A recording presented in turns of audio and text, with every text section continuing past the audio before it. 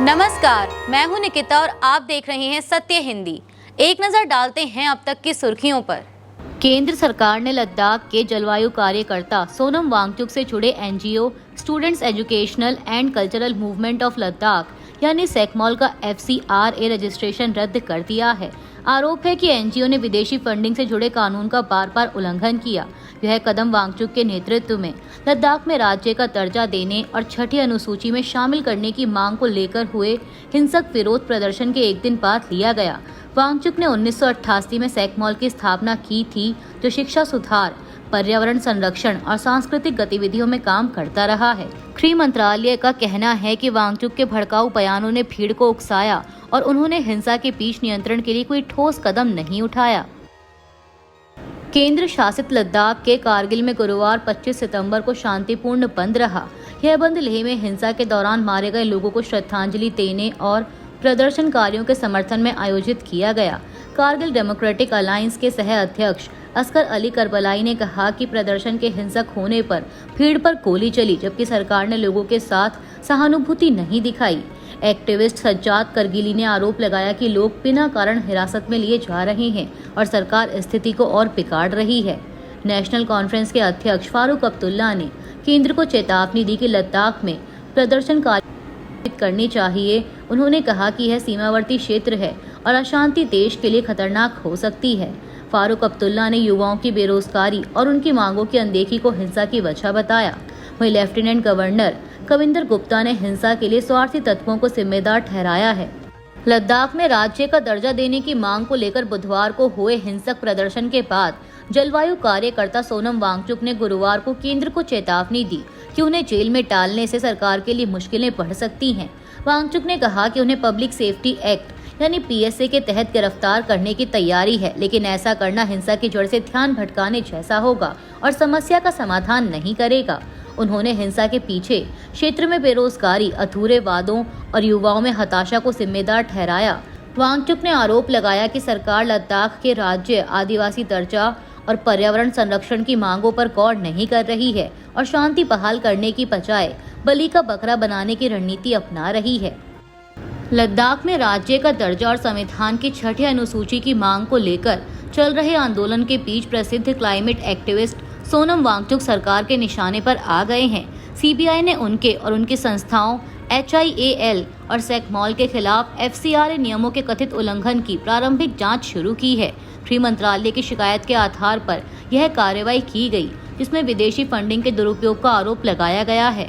वहीं वांगचुक ने आरोपों को खारिज करते हुए कहा कि उनकी संस्थाएं विदेशी फंडिंग पर निर्भर नहीं हैं और वे ज्ञान निर्यात से राजस्व अर्जित करते हैं।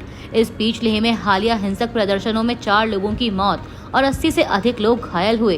गृह मंत्रालय ने इन घटनाओं के लिए वांगचुक के बयानों को जिम्मेदार बताया, जबकि उन्होंने हिंसा की निंदा करते हुए इसे आंदोलन के लिए हानिकारक बताया। रेमन मैग्सेसे पुरस्कार विजेता वांगचुक को आइस स्टूपा जैसी तकनीक और शिक्षा के क्षेत्र में योगदान के लिए जाना जाता है, लेकिन अब उन्हें सरकारी जांच और आंदोलन की चुनौतियों से जूझना पड़ रहा है। कर्नाटक के दावणगेरे जिले में आई लव मोहम्मद पोस्टर और बैनर को लेकर तनाव फैल गया। स्थानीय लोगों ने 2 दिन पहले पुलिस को सूचना दी थी कि पानी की टंकी पर सार्वजनिक संपत्ति पर यह बैनर लगा हुआ है। पुलिस ने युवकों और स्थानीय मुस्लिम नेताओं से इसे हटाने की अपील की, लेकिन कोई कार्रवाई नहीं हुई। इसके बाद कुछ युवकों ने हिंदू परिवारों के घर के सामने पोस्टर चिपका दिए, जिससे इलाके में तनाव बढ़ गया और जाति सूचक गालियों का इस्तेमाल हुआ। पूर्वी रेंज के IGP रविकांते गौड़ा ने बताया कि पुलिस के समय पर दखल ने स्थिति को बिगड़ने से रोका और दोनों पक्षों को समझाकर पोस्टर और बैनर हटवा दिए। दावणगेरे के SP उमा प्रशांत ने कहा कि 2 FIR दर्ज की गई हैं, जिनमें दंगा, अवैध जमावड़ा और अनुसूचित जाति जनजाति अत्याचार निवारण अधिनियम के तहत गाली गलौज के मामले शामिल हैं। शिवसेना UBT नेता आदित्य ठाकरे ने महाराष्ट्र में वोट चोरी के खिलाफ सर्जिकल स्ट्राइक की चेतावनी दी है। मुंबई में इंडिया टुडे कार्यक्रम में आदित्य ने कहा कि जैसे राहुल गांधी ने वोट चोरी हाइड्रोजन बम की बात की, वैसे ही उनकी पार्टी भी मतदाता सूची में कथित गड़बड़ी के सबूत जनता के सामने लाएगी। उन्होंने 2019 और 2024 के विधानसभा और लोकसभा चुनावों में मतदाता सूची में बड़े पैमाने पर हेराफेरी का दावा किया और 1 करोड़ नए मतदाताओं के अचानक जुड़ने को बीजेपी के पक्ष में बताया। आदित्य ठाकरे ने कहा कि चुनाव आयोग को पहले ही शिकायत भेजी गई थी और जल्द ही प्रेस कॉन्फ्रेंस में सबूत पेश किए जाएंगे। एक्सपोज के समय के बारे में और सवाल किए जाने पर उन्होंने कहा कि हम सर्जिकल स्ट्राइक के समय के बारे में खुलासा नहीं कर सकते। उन्होंने आगे कहा कि हमने पिछले साल चुनाव से पहले ही अचानक बढ़े वोटरों, गायब वोटरों और बूथ मैनेजमेंट में गड़बड़ी के बारे में चुनाव आयोग को पत्र लिखा था। हम जल्द ही प्रेस कॉन्फ्रेंस करेंगे। उत्तराखंड में अधीनस्थ सेवा चयन आयोग यानी UKSSSC की भर्ती परीक्षा में कथित पेपर लीक के आरोपों ने पूरे राज्य को हिलाकर रख दिया है। परीक्षा के एक दिन बाद ही 3 पन्नों का प्रश्न पत्र ऑनलाइन वायरल हो गया, जिसके बाद बेरोजगार संगठनों और युवाओं ने सरकार के खिलाफ जोरदार विरोध प्रदर्शन शुरू कर दिए। देहरादून के परेड ग्राउंड पर सैकड़ों युवा धरने पर बैठे हुए हैं, जबकि बेरोजगार संगठन ने राजधानी में मार्च का आह्वान किया है। इस बीच मुख्यमंत्री पुष्कर सिंह धामी ने इसे नकल जिहाद करार देते हुए सख्त चेतावनी जारी की। सीएम धामी ने कहा कि कोचिंग माफिया और नकल माफिया मिलकर राज्य में नकल जिहाद चला रहे हैं। क्षेत्र में अराजकता फैलाने की कोशिश हो रही है। उन माफियाओं और जिहादियों को चेतावनी है कि जब तक माफिया का खात्मा ना हो हम चैन से नहीं बैठेंगे। वहीं छात्र प्रदर्शन कर रहे हैं और पेपर चोर गद्दी छोड़ के नारे भी लगा रहे हैं। उत्तराखंड में पेपर लीक के मामले में कांग्रेस के वरिष्ठ नेता सूर्यकांत धस्माना ने सीएम की टिप्पणी पर पलटवार किया है। उन्होंने कहा कि भाजपा सरकार असफलताओं के सामने सांप्रदायिकता का आसान रास्ता अपनाती है। राज्य का गठन बेरोजगारी, शिक्षा, स्वास्थ्य और पलायन की समस्याओं के समाधान के लिए हुआ था, लेकिन ये मुद्दे आज भी अनसुलझे हैं। परीक्षा से एक दिन पहले हाकम सिंह जैसे ठगों को पकड़ा गया। कई नाम सामने आए, लेकिन मुख्यमंत्री के लिए यह भी जिहाद है। 22,000 से अधिक लोग संविदा पदों पर हैं, जिनकी नियमितीकरण की प्रतीक्षा है। वन, पुलिस, PWD और सिंचाई विभागों की भर्तियां लंबे समय से लटकी हुई हैं। सरकार लोगों की पीड़ा का समाधान करने में विफल रही है। वहीं उत्तराखंड बेरोजगार संगठन ने लोगों से देहरादून मार्च में शामिल होने का आह्वान किया। कांग्रेस संसदीय दल की अध्यक्ष सोनिया गांधी ने गुरुवार को कहा कि फिलिस्तीन के मुद्दे पर भारत को नेतृत्व दिखाना चाहिए। उन्होंने मोदी सरकार की नीति की आलोचना करते हुए कहा कि सरकार की प्रतिक्रिया में गहरी चुप्पी है और यह मानवता और नैतिकता दोनों से विमुख है। सोनिया गांधी ने कहा कि सरकार के फैसले प्रधानमंत्री मोदी और इस्राएल के प्रधानमंत्री बेंजामिन नेतन्याहू के व्यक्तिगत संबंधों से प्रेरित लगते हैं, न कि भारत के संवैधानिक मूल्यों या रणनीतिक हितों से। उन्होंने लिखा कि इस तरह की व्यक्तिगत कूटनीति कभी स्वीकार्य नहीं हो सकती और यह भारत की विदेश नीति का मार्गदर्शन नहीं बन सकती। दुनिया के अन्य हिस्सों में भी, खासकर संयुक्त राज्य अमेरिका में ऐसा करने के प्रयास हाल ही के महीनों में सबसे दर्दनाक और अपमानजनक तरीकों से असफल हुए हैं। सोनिया गांधी ने लिखा कि हाल ही में फ्रांस ने फिलिस्तीन को आधिकारिक मान्यता दी है।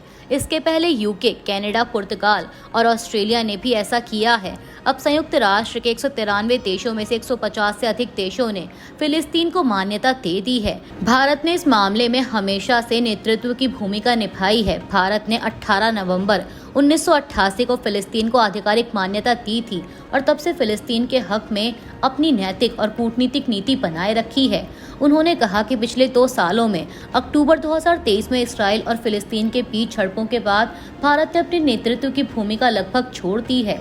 7 अक्टूबर 2023 को हमास के हमलों में इस्राएली नागरिकों की हत्या हुई, जिसके जवाब में इसराइल ने ऐसा हमला किया जो नरसंहार के तौर पर देखा जा रहा है। अधिकारियों के अनुसार अब तक 55,000 से अधिक फिलिस्तीनी नागरिक मारे जा चुके हैं, जिनमें 17,000 बच्चे भी शामिल हैं। गजा पट्टी का आवासीय, शिक्षा और स्वास्थ्य ढांचा तबाह हो गया है। साथ ही कृषि और उद्योग भी नष्ट हो गए हैं।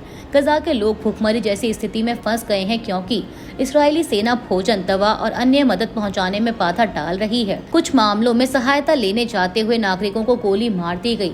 हालांकि भारत की आवाज, जो कभी स्वतंत्रता और मानव गरिमा के पक्ष में दृढ़ थी, अत्यंत चुप रही है। कर्नाटक हाईकोर्ट ने राज्य सरकार द्वारा कराए जा रहे सामाजिक आर्थिक सर्वेक्षण, जातीय सर्वेक्षण में हस्तक्षेप की याचिकाएं खारिज कर दी हैं। कोर्ट ने अधिकारियों को निर्देश दिया कि सर्वेक्षण में भाग लेने वालों का डेटा गोपनीय रखा जाए और प्रतिभागियों को बताया जाए कि उनकी भागीदारी स्वैच्छिक है। यदि कोई हिस्सा नहीं लेना चाहे तो उसे बाध्य नहीं किया जाएगा। कोर्ट ने कहा कि आयोग एक कार्य दिवस में डेटा की सुरक्षा के लिए उठाए गए कदमों का हलफनामा दाखिल करे। कर्नाटक सरकार ने अदालत में कहा कि यह सर्वेक्षण जातीय जनगणना नहीं बल्कि सामाजिक, आर्थिक और शैक्षिक डेटा संग्रह है और राज्य की विधायी शक्ति के तहत आता है। वरिष्ठ अधिवक्ता अभिषेक मनु सिंघवी ने बताया कि यह कदम पिछड़े वर्गों के कल्याण और नए आंकड़ों की आवश्यकता के लिए जरूरी है। सर्वेक्षण 22 सितंबर से शुरू हुआ और 7 अक्टूबर तक समाप्त होने की उम्मीद है। दिल्ली हाई कोर्ट ने दिल्ली दंगों के आरोपी और पूर्व आम आदमी पार्टी पार्षद ताहिर हुसैन की नियमित जमानत याचिका को खारिज कर दिया है। ताहिर हुसैन को पार्टी से निलंबित भी किया गया था। यह मामला 2020 के उत्तर पूर्वी दिल्ली दंगों से जुड़ा है, जिसमें आईबी अफसर अंकित शर्मा की हत्या हुई थी। हुसैन की ओर से बीते दिसंबर में भी जमानत याचिका दायर की गई थी, लेकिन फरवरी में इसे वापस ले लिया गया और फिर ट्रायल कोर्ट में दोबारा दायर करने का निर्णय लिया गया। 12 मार्च को ट्रायल कोर्ट ने याचिका रद्द कर दी। इसके बाद हुसैन ने हाई कोर्ट का दरवाजा खटखटाया, लेकिन याचिका खारिज कर दी गई। हुसैन 5 साल से जेल में हैं। यह केस अंकित शर्मा के पिता की शिकायत पर दर्ज एफआईआर से जुड़ा है। शाहरुख खान के बेटे आर्यन खान की वेब सीरीज को लेकर पूर्व एनसीबी ऑफिसर समीर वानखेड़े ने दिल्ली हाई कोर्ट में मानहानि का मुकदमा दायर किया है।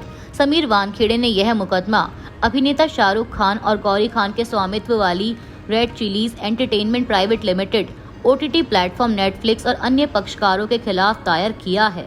वानखेड़े का आरोप है कि रेड चिलीज द्वारा निर्मित और नेटफ्लिक्स पर प्रसारित की गई web series bats of Bollywood में झूठा, दुर्भावनापूर्ण और मानहानि वाला कंटेंट प्रस्तुत किया गया है।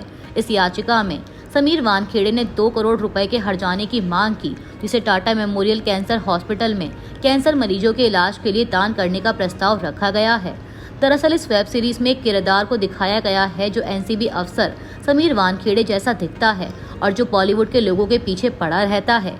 इस किरदार की सोशल मीडिया पर सीरीज रिलीज होने के बाद काफी चर्चा हो रही थी। गौरतलब है कि 4 साल पहले 2 अक्टूबर 2021 को समीर वानखेड़े ने एनसीबी टीम के साथ मुंबई के कॉर्डेलिया क्रूज शिप पर छापेमारी कर आर्यन खान समेत 20 लोगों को गिरफ्तार किया था। उस समय वानखेड़े पर आरोप लगा था कि उन्होंने ड्रग्स मामले में गिरफ्तार आर्यन खान को छोड़ने के बदले 25 करोड़ रुपए की रिश्वत वसूलने की साजिश रची थी। अभी के लिए इतना ही। बाकी की देश दुनिया की बड़ी खबरों के लिए जुड़े रहिए सत्य हिंदी के साथ।